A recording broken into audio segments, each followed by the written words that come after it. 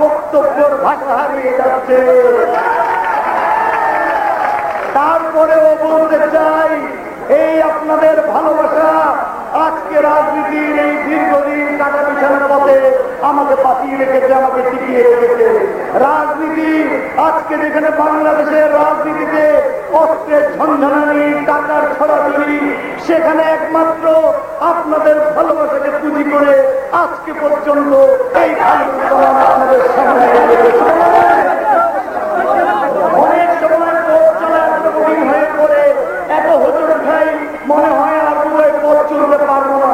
কিন্তু বিশ্বাস করেন, তখন এই আপনাদের লক্ষ লক্ষ মানুষের এই যে হৃদয়ের অনুমতি, আজকে কি টাকা দিয়ে এখানে কেউ আপনাদেরকে এনেছে, শুধু হৃদয়ের ভালোবাসাকে এই লক্ষ লক্ষ মানুষকে এখানে এনেছে।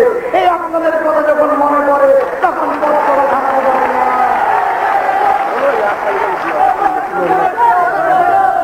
আজকে এলাকার উন্নয়নের কথা বলা হয়, বিরোধী পক্ষ আসে অনেক কথা বলে। একটা কথা আমি শুধু আপনাদেরকে বলতে চাই, একটা মা যেমন তার সন্তানকে যখন ভালোবাসে, সেই মাকে একটু আরাম দেওয়ার জন্য, একটু শান্তি, একটু সুখ দেওয়ার জন্য ছেলে তার নিজের জীবন পর্যন্ত দিতে পারে। ঠিক সেভাবে যখন একটা সন্তান তার পিতাকে ভালোবাসে, সেই সন্তানকে লেখাপড়া করিয়ে মানুষ করা এবং সেই ছেলের সুখ শান্তি এবং সেই ছেলে যদি বিপদে পড়ে নিজের জীবনকে বাজি রেখে সেই ছেলেকে রক্ষা করার জন্য পিতা তার জীবন পর্যন্ত দিতে পারে। এবং পিতাকে